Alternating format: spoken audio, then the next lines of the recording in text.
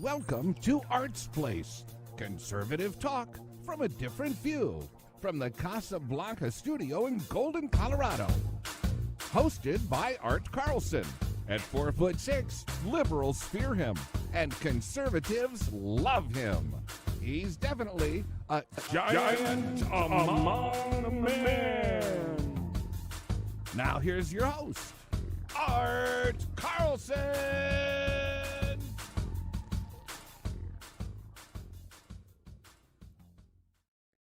Yeah! Welcome to Art's Place, conservative talk from a different view. We've got a great show today. We're going to be talking about conservatives are more informed than liberals, a study says. So we'll talk about that. Also, Geraldo has a meltdown on Hannity. Ooh. Papers fly, tempers flare. Stay tuned. Also, we'll talk about the ceasefire in Israel. And if we have enough time, we'll talk about the lifting of the mask mandates. Yes, I feel free. I don't have to wear a mask at the grocery store. So stay tuned. Let's get her going, and we'll bring in my co-host all the way from Muskogee, Oklahoma. Let's welcome the effervescent Lloyd Mendenhall. Oh, let me unmute you. That might work. There we go. There you go. Yeah, I don't know about that effervescent part, but Well, anyways, yeah. You definitely look gruntled. And yeah, I've been at the cabin this week, kind of, yeah, I'm wore out, and I just didn't feel like getting up, and I need a haircut, all that crap. I did you shave get the toilet Friday. fix? No, I got it all in there, but no, I did not get it fixed. But let me say, poo powder works. Ooh, okay. There you go. And if anybody wants to know what that's in reference to, they need to go watch my show from last Monday. When the shit hits the fan, you should. Yes, exactly. Alrighty, let's get her going. Let's hit the ground running, and maybe in a few minutes, Mike will show up.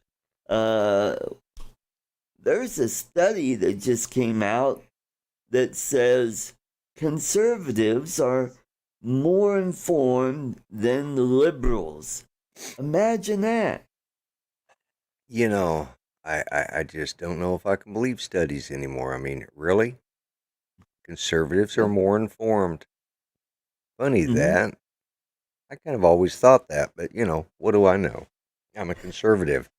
Oh, wait a minute.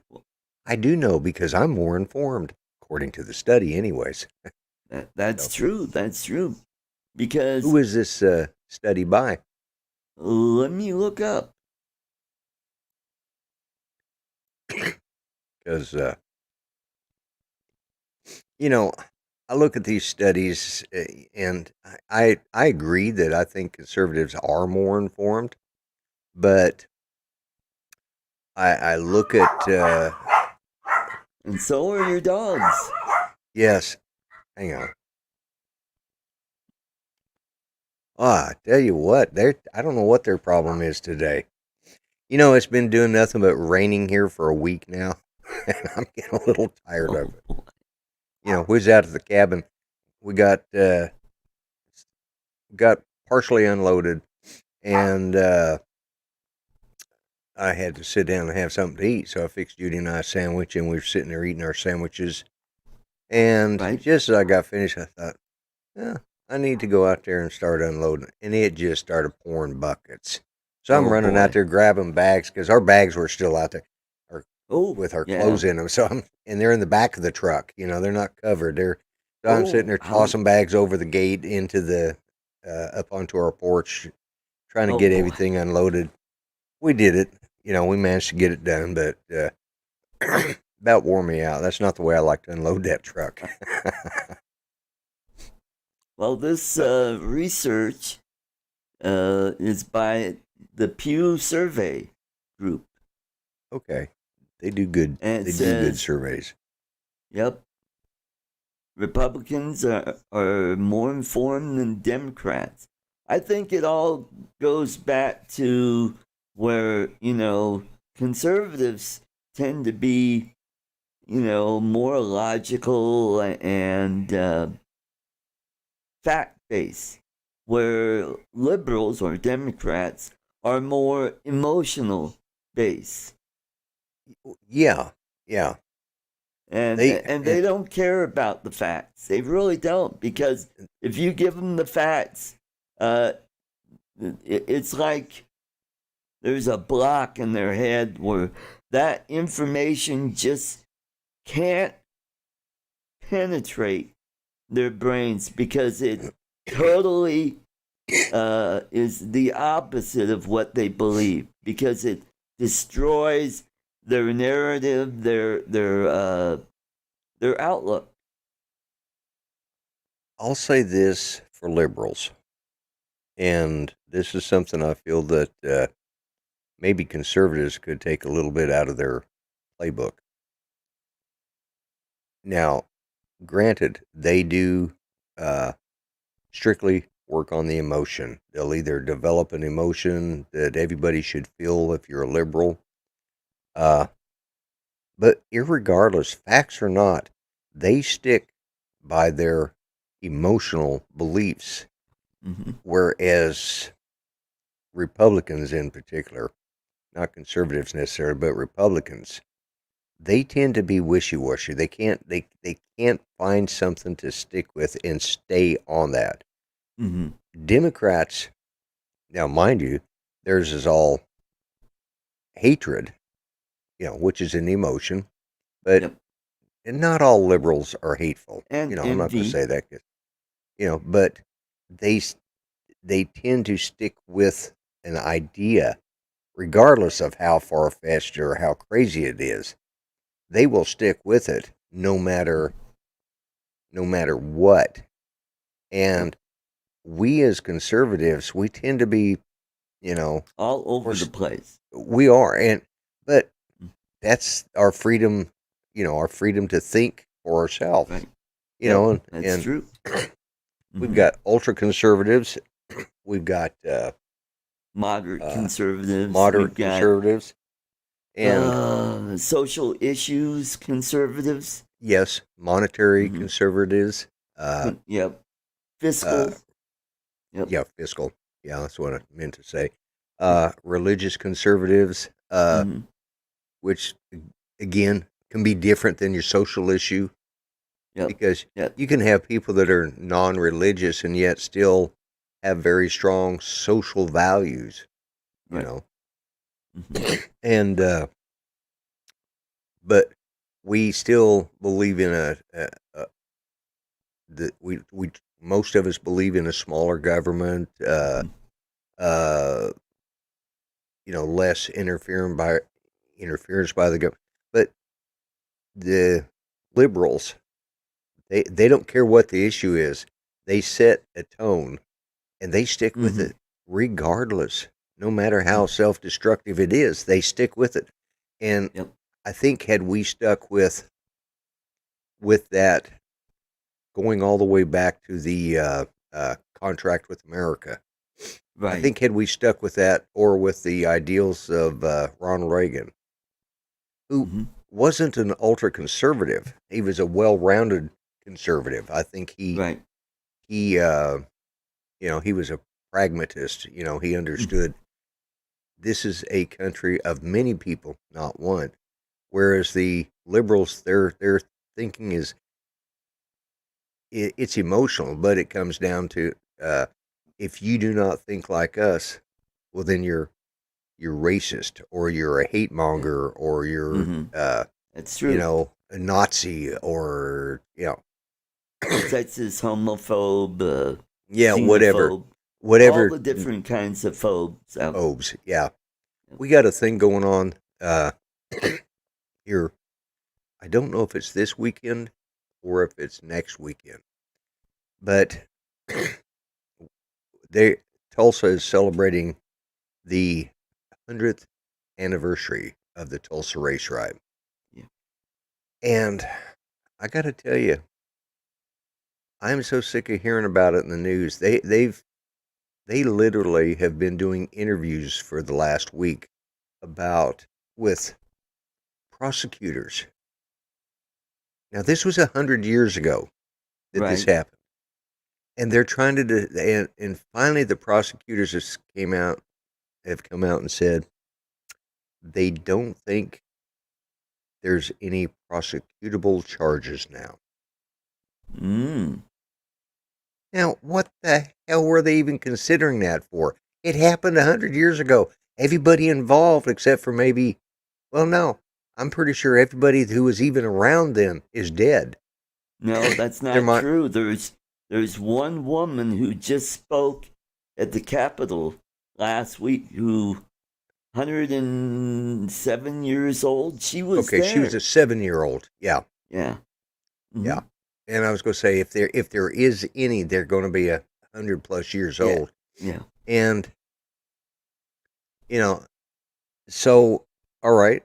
So let's build a statue of her and call it even. Right.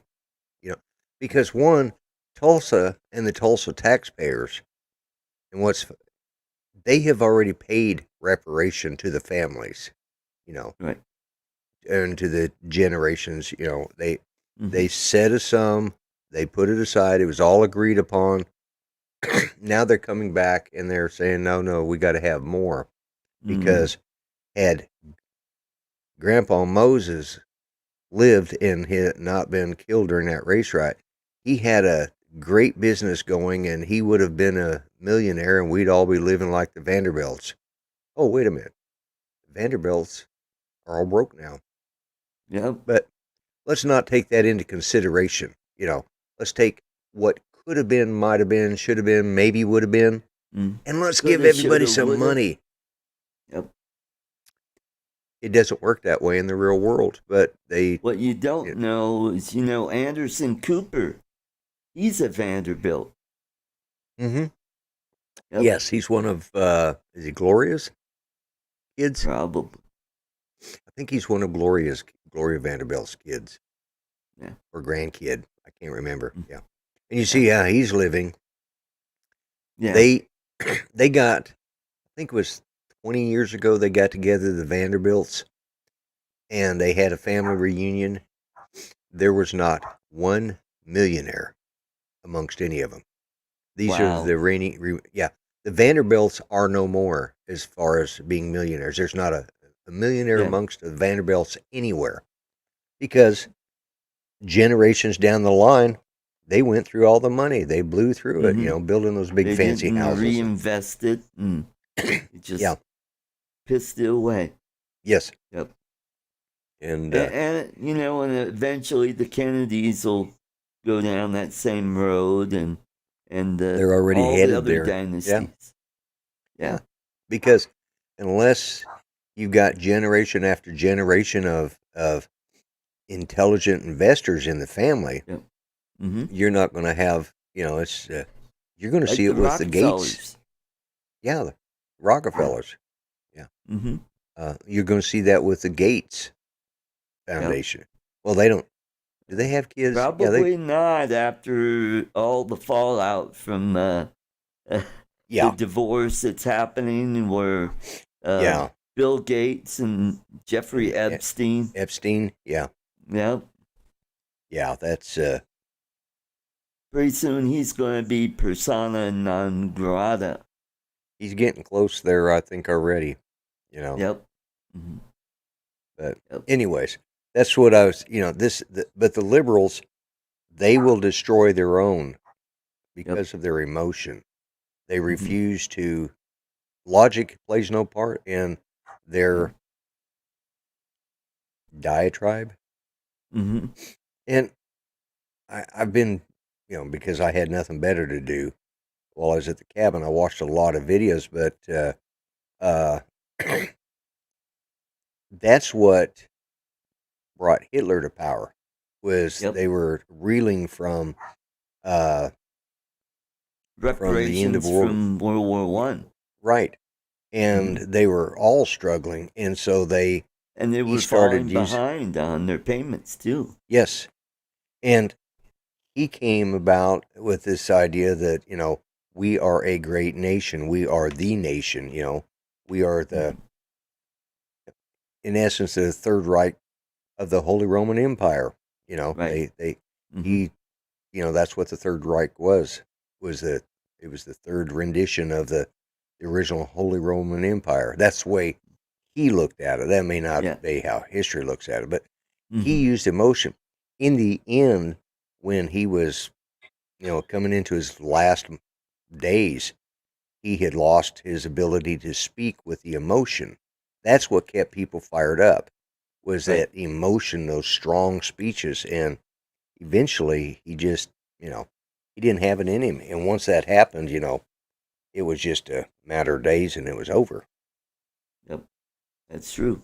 And he was able to feed on the anti-Semitic sentiments that were, and that's the one thing about Europe. There is a strong anti-Semitism going on there, and has been for hundreds of years. I mean, look at Sir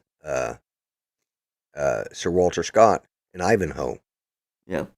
The book Ivanhoe, it talks about that was anti-Semitic, talking about the Jewess that was, you know, Ivanhoe ended up having to fight for her. He knew there would never, you know, this has been going on for hundreds and hundreds and hundreds of years in Europe. Yep. It's never stopped.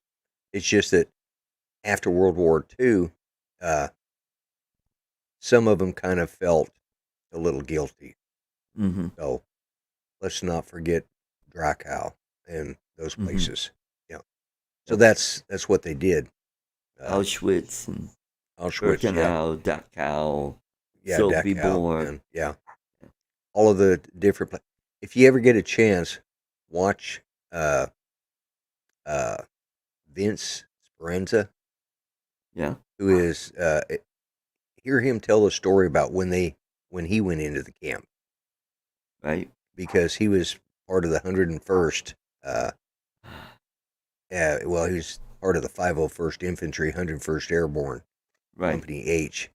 And I think he's since passed, but he was still, he went back there at the age of 88. And that's the first time he'd been back there since the liberation. Right. And he said, you know, it was still overwhelming. So that's that.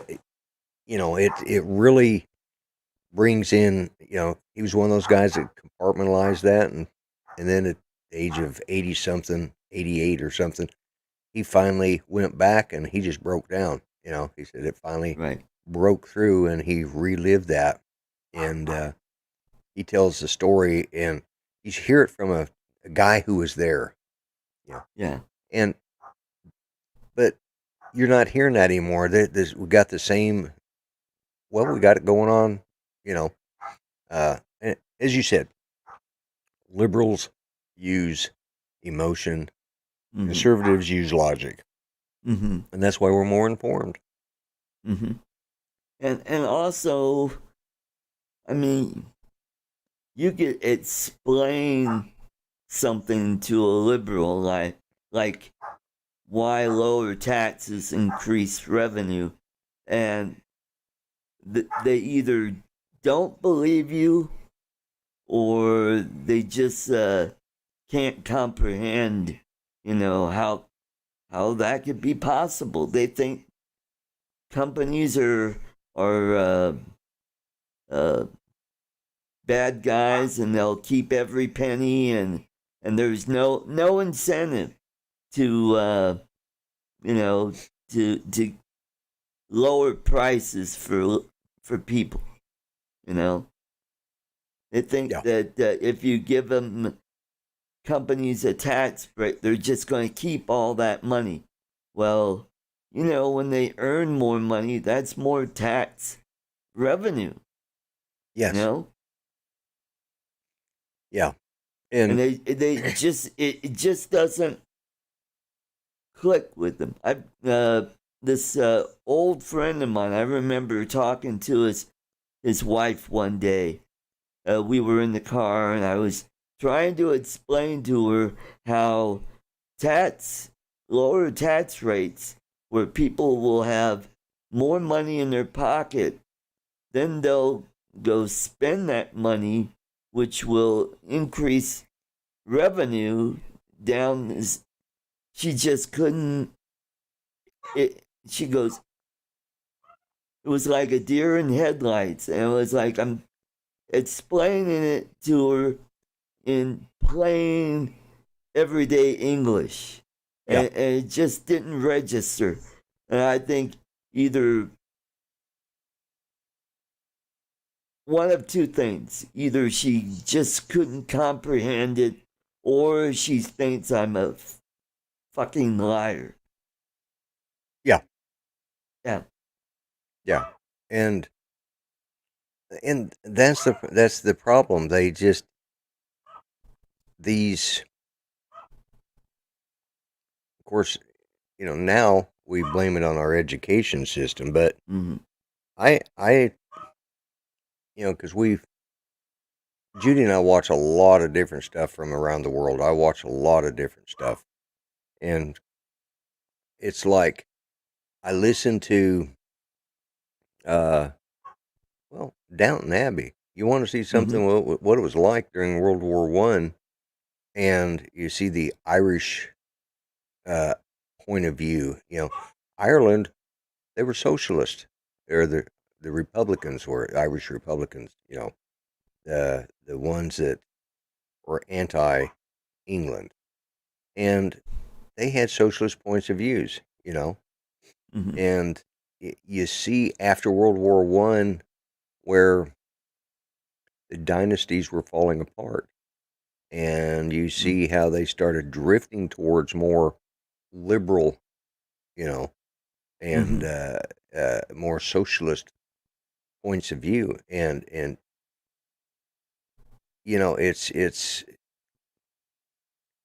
just interesting to see how long this has been going on. We think, those of us that grew up during the Cold War, or lived during the Cold War, or served during the Cold War, we think it was just something from the end of World War II. Now, this has been going on since in England, it was been going on since it started in the 1840s in Yes. Europe, when Marx wrote Das Kapital.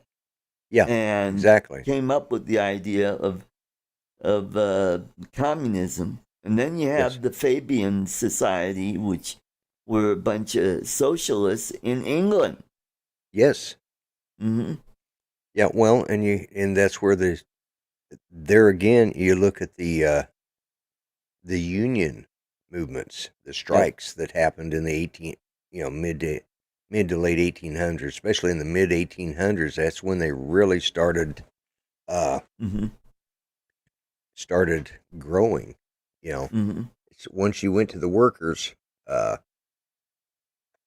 it was just because the workers were the ones who were making this stuff. They were ones who were making money for the, as they called them. Plus the working conditions, that's where it really came down to, was working conditions and, earning a wage that was sufficient to feed your family. Yeah. They talk about how the slavery was such a bad thing here in the United States. Well,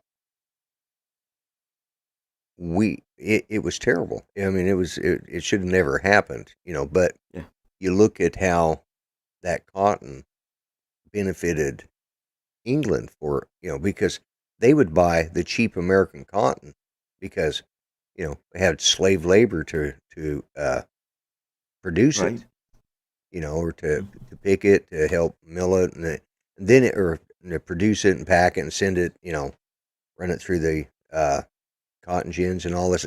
anyways, it was shipped to England, and England used it for their as the backbone to their industrial revolution. They started, milling cotton, and especially up in the north is where it really took off, and those workplaces were terrible.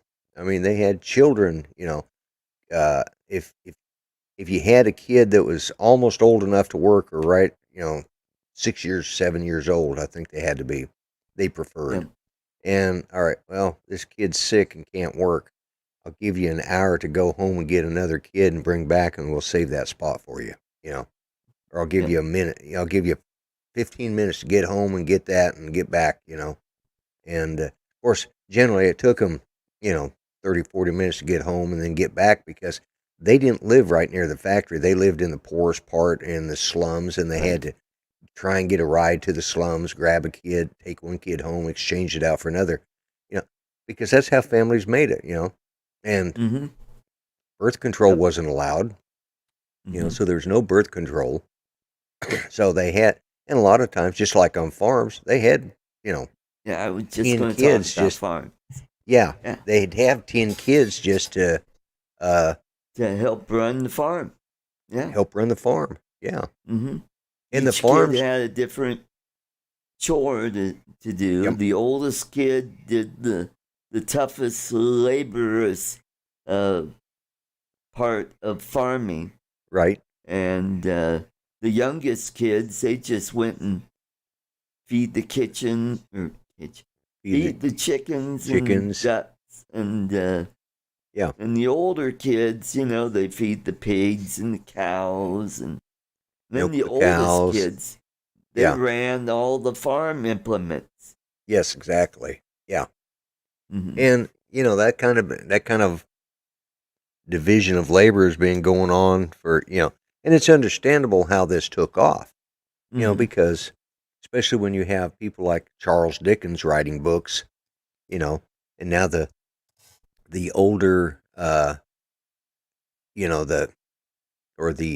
more aristocratic ones are like, I did not realize that my fine silk clothing was made by children and such, and over there, especially in England, the bosses or the owners of the factories, the factory owners, they called them master. Well, that brings in connotations, all sorts of bad stuff here. But even though the Americans, they tell how terrible we are because we had slavery, the money that the Brits and the Europeans made was on the back of American slavery. But yet, you don't hear about that side of things. And That's true. So, Well, it's the speaking of emotions, hey, let's say hello to Brad Pear and Robert Glazer. Welcome to the show. Absolutely. Speaking of emotions, it got a little heated on the Hannity show this week with Dan Bongino and Geraldo Rivera, where they were discussing what was going on in Israel. And Geraldo, being the emotional, Bleeding heart liberal person that he is. Well, what about the children, the Palestinian children? Well, maybe if they didn't place those rockets near where those kids are, they would survive. Yeah. So that. Well, how about this? What about all those Jewish children that are being targeted by those rockets? Nobody thinks of that, To me, the Geraldo Bonagino thing's been going on for a couple of months now, and they're like an old married couple. Yeah. Oh God, it was just funny to watch.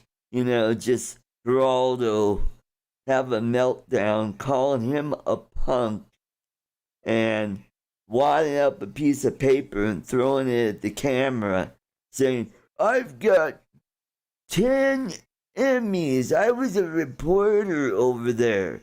Have you been over there?" Not realizing that Bongino was in the thick of it.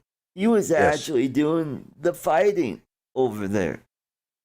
Yeah, and this is the thing that many of these reporters, they think because they put on a flak jacket, they got to wear a helmet that said reporter or whatever, and they got to ride around in a helicopter and look out and, well, looking down upon this area, I can see where the enemy's over there. And blah, blah, blah.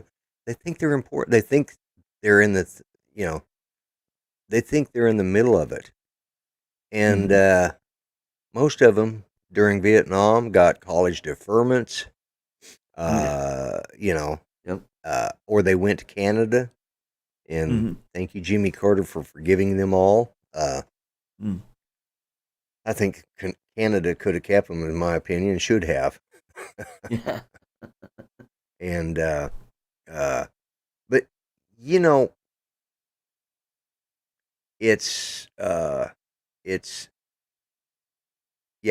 when the reporters start equating themselves to the frontline soldiers or the soldiers that have been in the field, no matter what their specialty was, that are taking the chance of being shot at, when those reporters start equating themselves to that, there's something wrong, But they've been doing it, they've been doing it since World War II, at least, Yeah. Well, at least some of those reporters actually did some fighting. They did. When they had there was to. there was a lot of. If you took a reporter and dumped them off in the middle of a battle, they wouldn't know what the hell to do.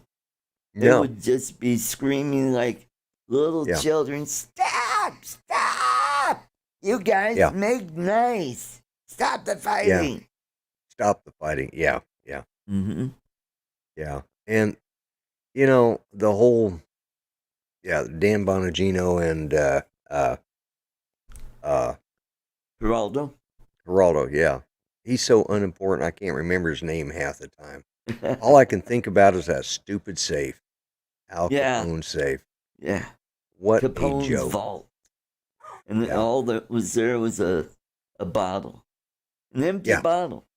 Yeah, it wasn't even that safe had been emptied out by the feds, probably. If there was anything in there, it was emptied out by the feds back when they arrested Capone, Mm-hmm. I don't know what he was thinking, but that just shows the quality of reporters that are from that, Well, Geraldo needs to retire. They don't report. They're activists. Their concern is not give the information of what happened, but to be part of the situation by being an activist and changing people's minds rather than speak truth to power or tell us what's going on over there. Yeah. They don't want to do that. They want... I think of Shepard Smith, and that was the best thing that ever happened to Fox News, was getting rid of that whiner. Yeah. But I think of Katrina, and that was at the point where I got to the point where I just quit watching Fox News, I think all the way back during Katrina, because there was Shepard Smith every afternoon. There he was talking about how terrible it was. And he's sitting there. How it was George W. Bush's fault. Yeah. And Michael Brown's fault. Right. And everybody, during Hurricane Katrina, he's sitting there and the helicopter comes down. He's sitting there from the helicopter looking. There's people down there. And they're fighting the floodwaters and they're trying to get up to higher ground. And instead of him actually doing something about it, like, let's land down there and pick these people up, it's like, isn't this terrible what we're having to watch? Why the hell are you watching it? Why aren't you doing something about it, you whiner? And I got so tired of that day after day. They'd find somebody in bad situation.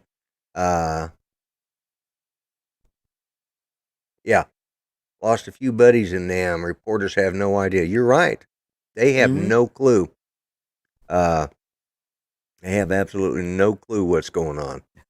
And I mean, that's where you got to respect the ones from, like you said, the World War II generation, because those guys were Yeah, down like there in the Edward R. foxholes. Murrow Yeah. and Uh, and those guys.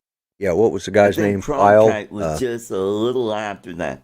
I think Yeah. he was at the end of World War II, but he was mostly Korean War and then Vietnam before Right. he was the big anchor at CBS. Who's that? Cronkite. Cronkite. Yeah. Yeah. Yeah. Yeah. Yeah. Yeah. And you know, that's the thing. Like you said, Shepard Smith during Katrina, instead of actually doing something, instead of him going down there and dropping some bottles of water and stuff and Mm-hmm. supplies to these people, he sat up there in his little helicopter and talked about how the plight of the people in New Orleans was just terrible. Yeah. Never It once was did all I see him. Bush's fault. Yeah, it was. Yeah, let's blame somebody. You Yeah, know. let's blame Michael Brown, the head of FEMA and Yeah. DHS. Yeah. Yes. Yep. Yeah. By the And way, Michael Brown is a conservative talk show host here in Denver. oh, is he? Okay. Yep. He's at Okay. KHOW. He's there from 2 to 4 p.m. And then he goes over to KOA at 6 p.m. Has a show there. Yeah. Mm-hmm. I like to listen to him. He's quite a character. Is he? I'll have to see if I can pick up on that. Yeah. On On iHeartRadio. iHeartRadio. Yeah. Yeah. Yep. Yeah. So, yeah, these reporters have no clue, and Geraldo is probably the biggest. I think that there was the infinitesimal glimmer of hope when there was that terrorist attack in Paris, and his daughter was there. I thought for a moment he might actually turn it around. But within 2 days, as soon as he found out his daughter was okay, and as soon as he turned it around that it was all our fault because we were making these people act this way, you know. Yep. As soon as he knew it's his always daughter, our fault. Yeah, yeah. Instead of thinking about why those people are acting that way, it's they just don't think logically. They don't think the actions that contribute to these acts of violence. Right.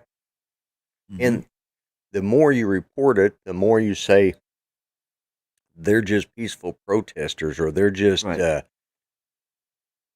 more you go down that road, the more you fuel, you give them license to do more and more.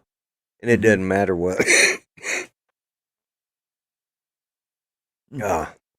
Ever since I was out the cabin, it's been nothing but rain and and it's the mold spore count. Yeah, it's just terrible right now here in Oklahoma.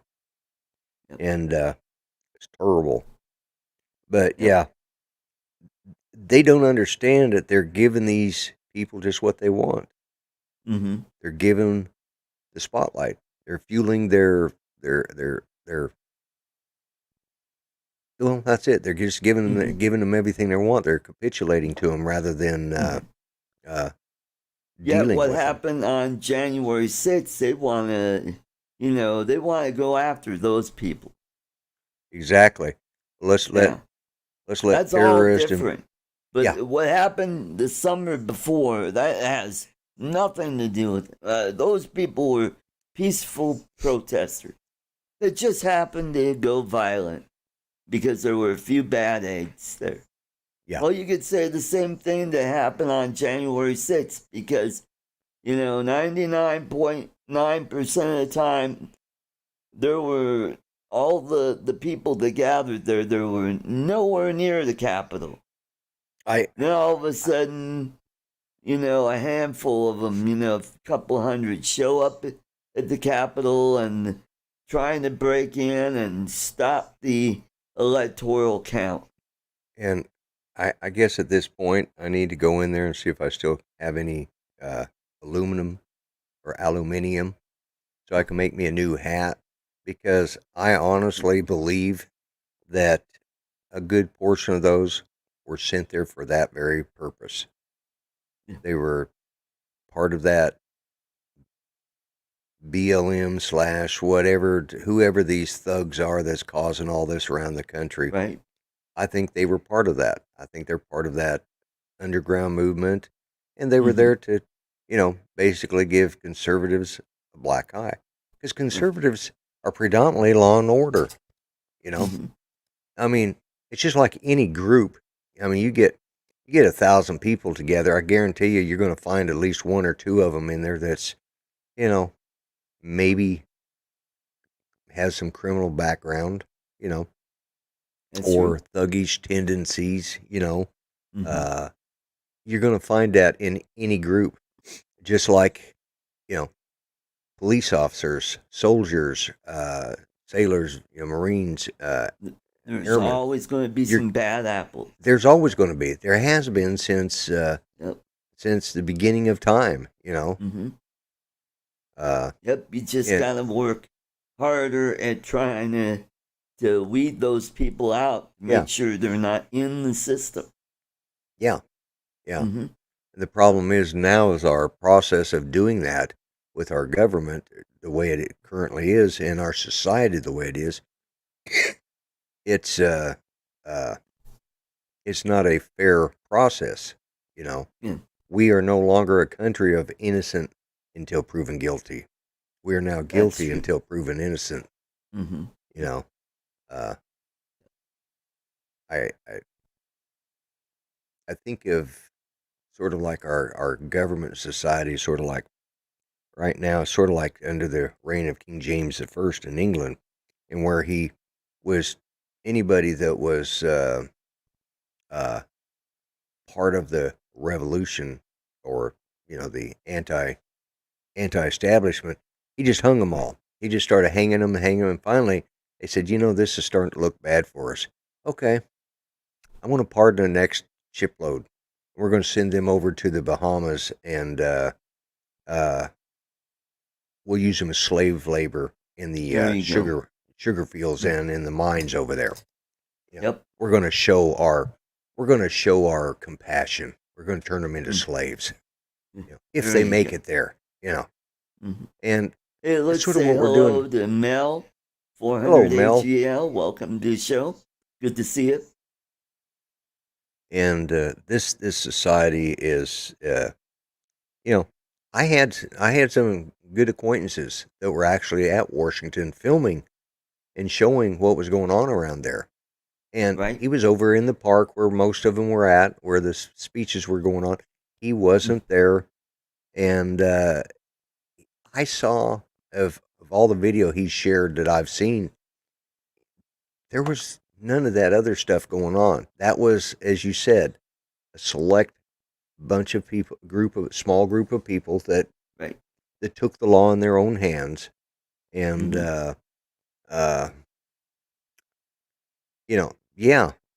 people are fed up with it, but I honestly, as I said, I'm probably going to have to go check my tinfoil there you go. allotment to make sure I have enough to make a few more hats. I'm running out of hats. I've been having to put it on so much lately, but better buy more stock in aluminum. Yeah. Well, I'm also buying an aluminium too. There you go. Yeah. Aluminium, and otherwise it's a contravesty. Yes, that's right. Yeah. And don't forget the controversies either. Yeah, that too. In case any of you don't know it, we're down those dynasties. Yeah, and we can't put up with too much from the dynasties either. Yeah. In case anybody's wondering why we're having this little back and forth, it has to do with our good friend Greg at Oz by Drone, who is always correcting our enunciation and pronunciation of the American English versus British / Australian English. Mm-hmm. And what is that?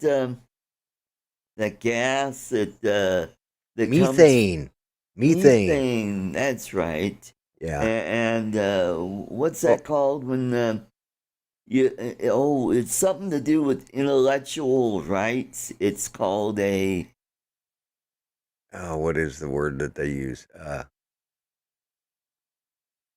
patent. Patent. Patent. That's right. Yeah. Patent. Yeah. Who, Yeah. by the way, played for the Denver Broncos when they won Super Bowl 50. Yeah, that's Peyton true. Manning. Peyton did. Yeah. Peyton Yeah. Manning. Yeah. And then there was Yeah. Peyton Place, the soap opera. Yeah. Yeah. I prefer patent leather myself. Pat. But, you know, Mm-hmm. Yeah, we don't wear Peyton leather. Peyton leather. Yeah. They do over there. I guess so. You know, Mhm. it's, you know, we are one language speakers separated by pronunciation. That's true. All English speakers separated by pronunciation. Yeah. I will say this is off topic, which we always do. Yeah. Aluminium. That's why we're more entertaining that way. Well, we are, yeah. Aluminium and aluminum are both correct.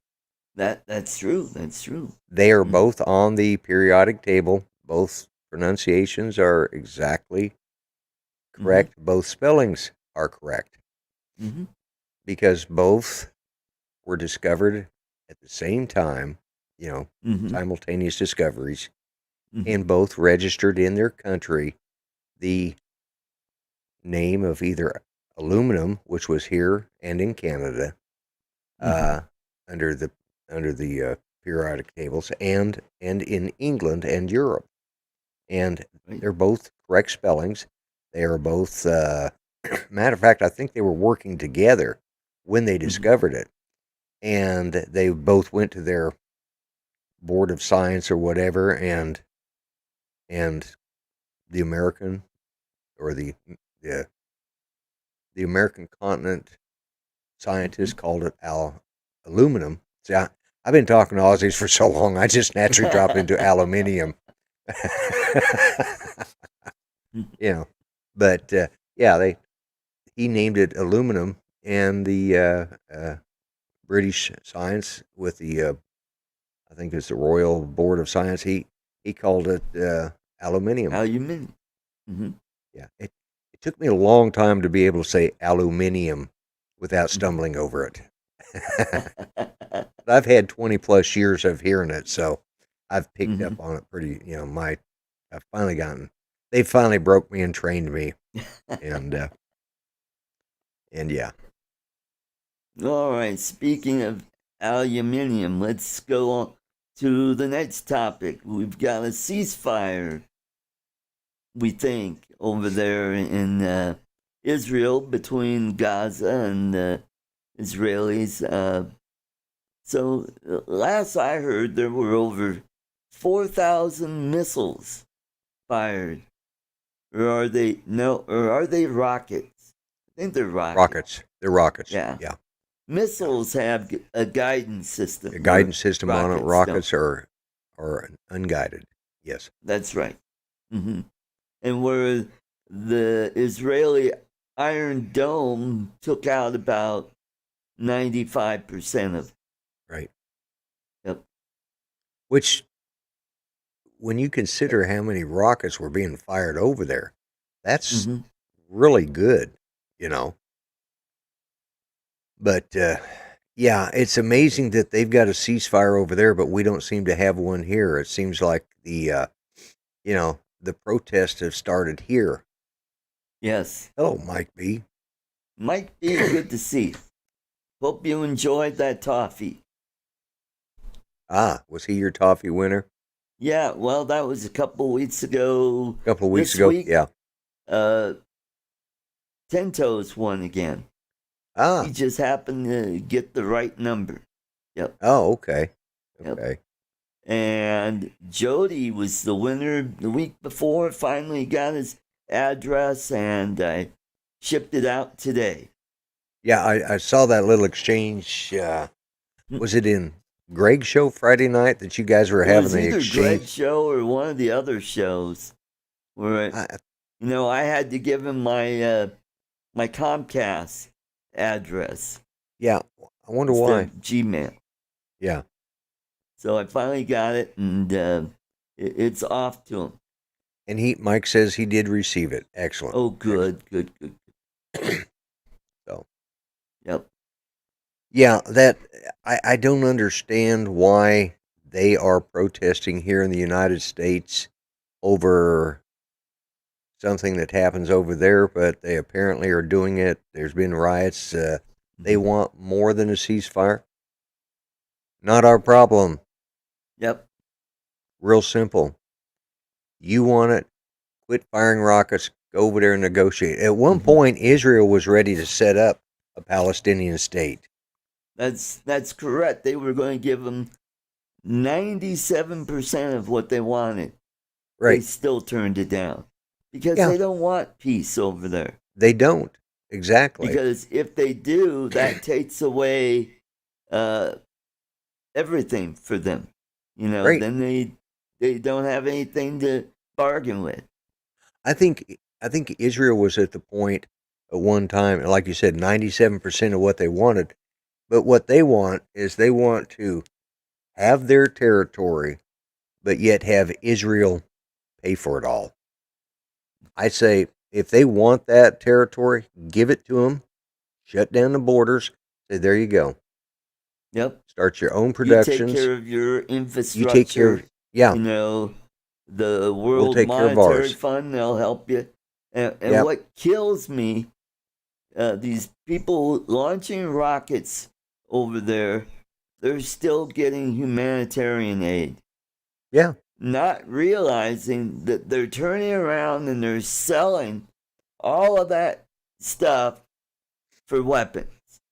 And then they dig these tunnels underneath Gaza, and they're storing all these weapons until they get to a point where they start launching. What? You need to highlight what Mike B just put up.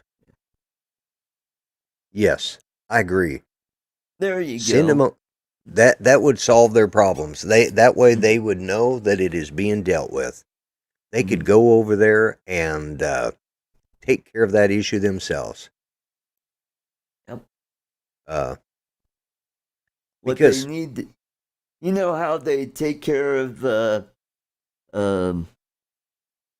driveways and sidewalks that sink into the ground. They stick a foam under there that expands. That's what they need to do over in Gaza. They need to pump millions of gallons into those tunnels, that foam. Yeah.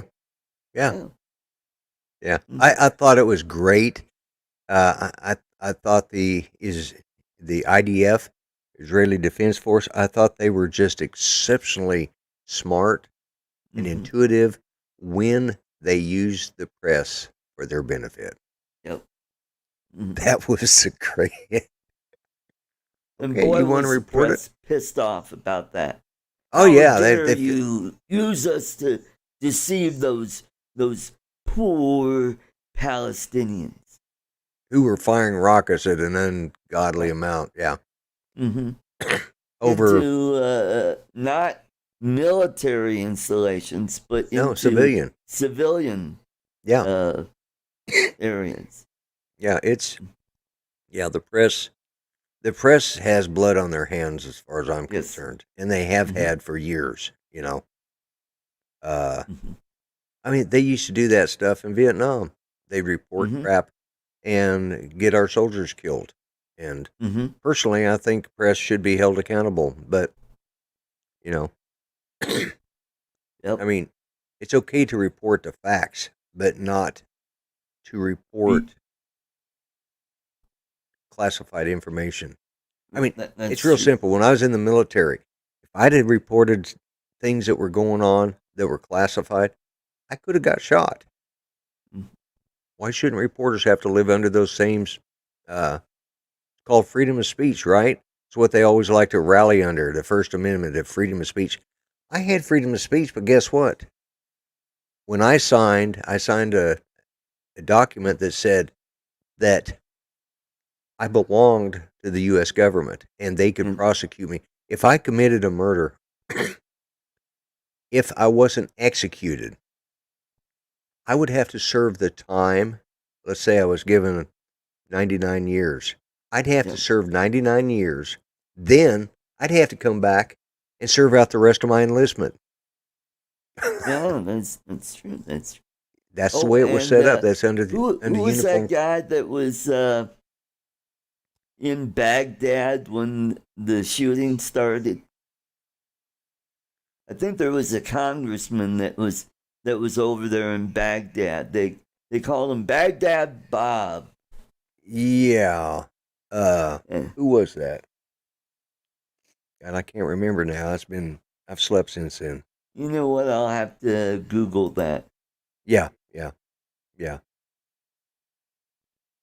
Yeah, and that's why Schwarzkopf started coming out and giving his briefings the way he did.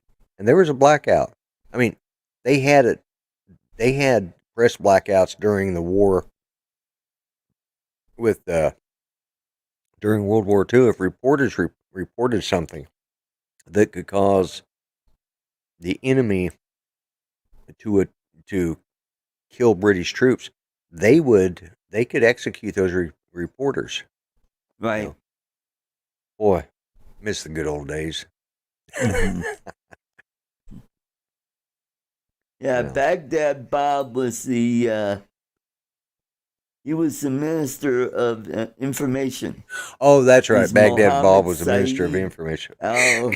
Shahab. Yeah, that guy was hilarious. Or Comical Ali.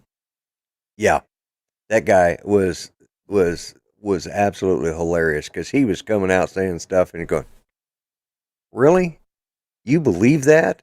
You know, it's just like, nothing's going on here. Yeah, everything's fine. You know, ignore the great Satan Man press behind the curtain. Yeah, exactly. Yeah. Yep. So. Okay, so let's go into our last topic. All right. Mask mandates are dropping all over the place. And yes, just a few days ago, I finally got to go grocery shopping without a mask. And I loved it. And I took a selfie of me. I saw that. I haven't done that yet, but I have been. It's been a couple weeks now. It's like I went to Walmart the other day, and they had a sign there. You know, they always have a sign. You know, you got to wear a mask. They had a sign there the other day that said, "Walmart policies are now: if you have had your COVID vaccines, you are no longer required to wear a mask." Mm-hmm. Now, how they know that I had one, I have no clue. Maybe that little chip triggers something off when you go through that little. There you go. That little thing. Yeah. You know, when the doors open, you go in and go boop. What's that sound? Yeah. That that must be that sound? microchip for my shots. There you go. Now, I'll still see a few people wearing masks. You know what kills me are people that are outside waiting for a bus or walking down the sidewalk by themselves wearing a mask. Yeah. I could see a point, and this was pre-COVID. There were times where, well, for example, right now this pollen count's so high and mold spore count so high here in Oklahoma. You know, we've got one of the highest allergy outbreaks of any state in the nation. Wow. And they know. Mike says, I think they know because your nose will glow red like Rudolph. Yeah, okay, that might be it. So, but either that or the bottom of your mask starts to drip. Yeah, that could be it too. Yeah. Or if you're wearing one of those paper masks, you got that wet spot in the middle. There you go. Yeah. Yeah. But It's kind I of could like see wearing a mask us under. old guys who, after we gone to the bathroom, we got that little wet spot down there because we didn't shake enough. I can't believe you went there. Well, at least it's on your show this time instead of mine. But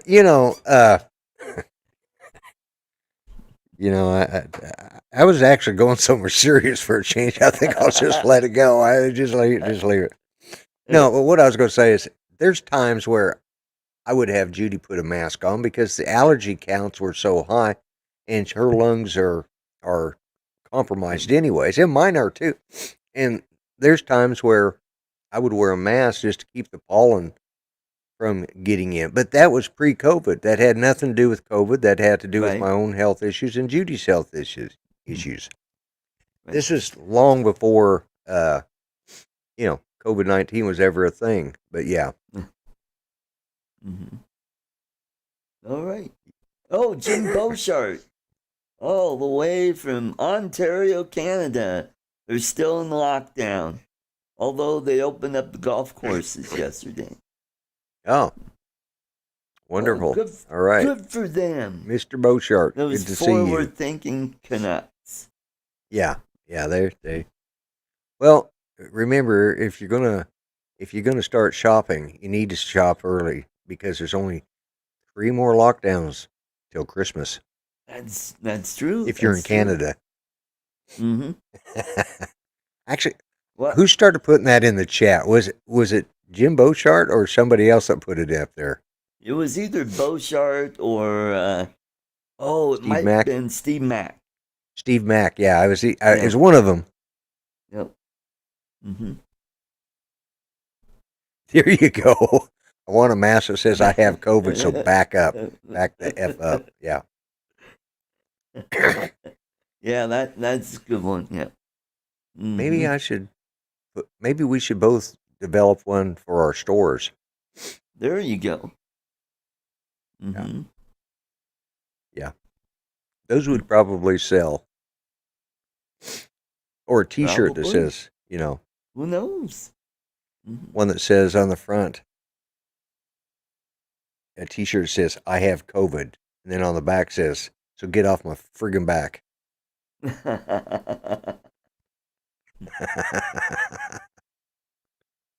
Well, Lloyd, we did a little over an hour, so we did. Great show. I guess Mike has been busy. I think he's in upstate New York or somewhere doing some photography stuff. And some of the stuff I've seen on his Facebook page have been really nice. Okay. Mm-hmm. Mm-hmm. So, you guys in the chat, thank you for coming. Have a great weekend. No show next week. I will be in Pueblo, Colorado, fishing. And I don't know Thursday what I'll be doing, Friday, I will be in Bristol, Colorado, fishing with the Candyman. All right, Mr. Enstrom. Yes. So, have a great weekend. Have a great Memorial Day weekend. And remember our troops who fought and died for this great country. Take care, everybody. Oh, Lloyd, any last words? What I always say, be kind. Treat each other better than you treat yourselves. Remember, everybody matters. Even Canadians. I'm the Grumpy Vlogger. All right, take care, everybody. Have a great Memorial Day weekend. We'll catch you next time. Bye-bye.